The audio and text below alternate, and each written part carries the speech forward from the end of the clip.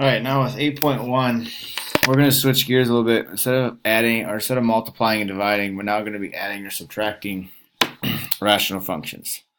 So our first step for all rational functions, like it was previously stated on the slide back here, was we needed to find a common denominator, or the LCD. So looking at this question, we're going to be first, I'm going to get rid of this subtraction. I'm going to cross the line and change the sign just to make sure that I know that that's going to be a negative. So whatever I multiply by, I got a -1 up here. So I'm only going to focus on the denominator and say, what number does, first of all, 5 and 12 go into? Not what number goes into 5 and 12. So easiest way to find is just keeping 12 and keep adding 12 until you get a number. So 12 plus 12 is 24. 5 does not go in there. So I'm going to add another one, which is 36. 5 does not go into 36. I'm going to add another one. I'm going to get 48. 5 does not go into 48, so I add another one. And 5 times, or 60, 5 goes into 60 evenly. So therefore, 60 is going to be my new denominator for both fractions. And since I have 4 x's here and 2 x's here, I need to take x to the 4th, y to the 3rd, because I've got 1y, 3y. So when it comes to variables, you're always taking the highest exponent. So my common denominator then is 60x to the 4th, y to the 3rd. So what I want to do is I want to make this fraction look just like this one by multiplication. So in order to do that, I want to take what 12 times what is going to give me 60. So I'm going to multiply by 5. I don't need any x's, and I need 2y squared. So I'm going to multiply both top and bottom by 5y squared. So 5 times 5y squared is 25y squared. Now if I were to reduce this, you should be able to get right back to the scenario that we're here.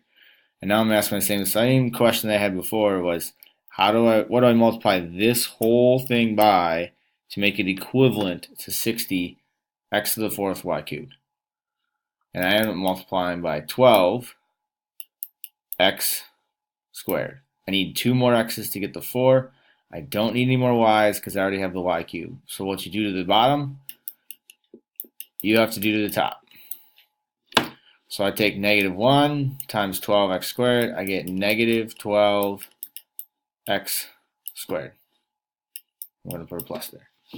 Now that we have the common denominators, and you've multiplied by the multiplier to create those common denominators, we're now just going to take the numerators and then add them. So this will become 25y squared plus a -12x squared, all of that over 60 x to the 4th y cubed. And we just want to make sure that there's no numbers that go into 25, 60, and 12 evenly. So like 3, 4, 6, and 2 are the only thing that goes into 12. Well, none of those go into all 3 of those. So therefore, our answer is then simplified. You just went from having 2 fractions now down to a single fraction, with the common denominator that was 60 x to the 4th y cubed. So the easiest way to find the LCD, if you want to and not have to worry about is this the smallest number, is literally just take the 12, multiply it by the 5, there's your number, 60. And then it's just knowing that you need the highest amount of exponents. That's one way of doing it. I don't have too many people do it. That's the way I was taught when I was in school. Easiest way. And then you could just do the reducing at the end. But it's nice to get the LCD right off the top of the bat because it saves you from all the reducing at the very end of the problem. So let's kind of do another one here, just for another tutorial here. So again, I see the subtraction. I'm going to cross the line, change the sign, make that addition, and distribute that negative.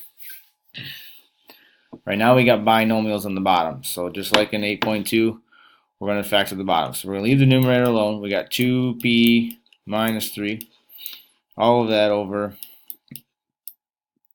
p minus 2 and p minus 3 plus negative 5 p minus 3 and p plus 3.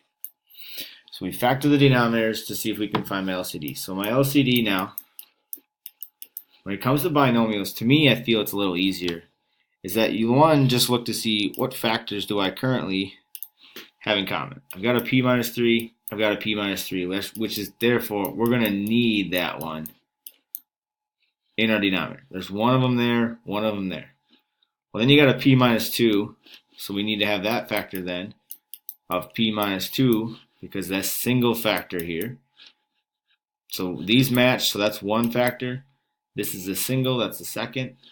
And then p plus 3 ends up being your third. So our third factor is then p plus 3. So my LCD, my new common denominator, is going to be p minus 3, p minus 2, and p plus 3. And then we're going to go plus. I'm going to rewrite that again. P minus 3, p minus 2, p plus 3. So similar to what we did before, we're going to say what is missing from this denominator. Well, I've got a p minus 2, I've got a p minus 3. All I need to add is a p plus 3 on top to my already existing 2p minus 3. Don't cross out because then you're right back to where you started. Similar here, we have the negative 5. I have the p minus 3. I have the p plus 3. I'm missing a p minus 2. So now that we have common denominators, we can go ahead and add the top. So we're going to do this in stages. We're going to simplify the top here by taking first times first, first times last, inner, outer. So 2p squared. Let's see, that would be 6 minus 3, which would be positive 3p, minus 9, plus a negative 5p plus 10. This is why that negative is so important, because the negative times the negative then is going to make that a positive. If you forget the negative, you're going to have a negative 10 there, which is going to cause a different solution than we wanted before. Now we're going to combine things on top, so I'm doing a little combining here. We got 2p squared minus 2p plus 1. All of that's over p minus 3, p minus 2, and p plus 3.